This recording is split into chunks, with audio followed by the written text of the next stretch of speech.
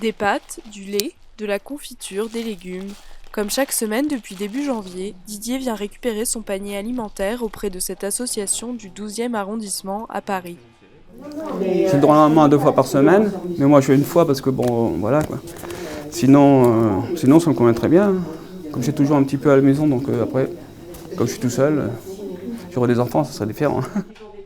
Conséquence directe de la crise du Covid, cet employé s'est retrouvé au chômage après plus de 20 ans de métier dans la restauration. Il a poussé la porte de ce relais alimentaire. Merci. Une personne. 2 fois par semaine, une cinquantaine de familles orientées par les services sociaux viennent chercher un colis alimentaire gratuit dans ce local de l'église Saint-Éloi. Nos gens qui viennent ici doivent absolument passer par une assistante sociale. Donc on leur remet ce papier-là. Donc ils viennent avec. Et puis nous, on leur donne ce petit papier orange pour venir là 2 fois par semaine. L'association existe depuis les années 80, mais en l'espace d'1 an, la proportion de nouveaux bénéficiaires a grimpé. Beaucoup viennent ici pour la première fois, comme Félix.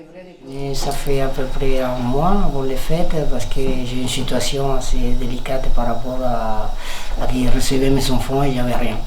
Et j'allais pas voler. Ancien éducateur sportif, il a perdu son emploi en fin d'année.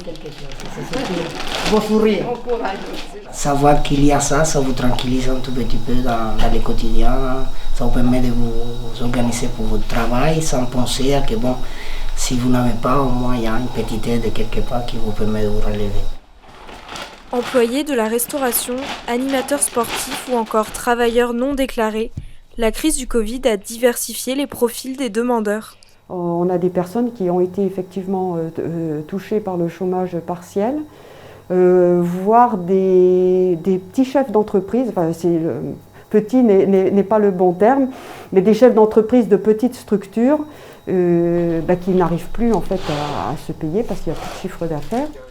Annie peut compter sur une dizaine de bénévoles et les dons des paroissiens pour faire vivre l'association, mais elle doit jongler avec un budget serré alors que la demande s'accroît partout. 8 millions de Français ont aujourd'hui besoin de l'aide alimentaire, c'est 2,5 millions de plus que l'an passé.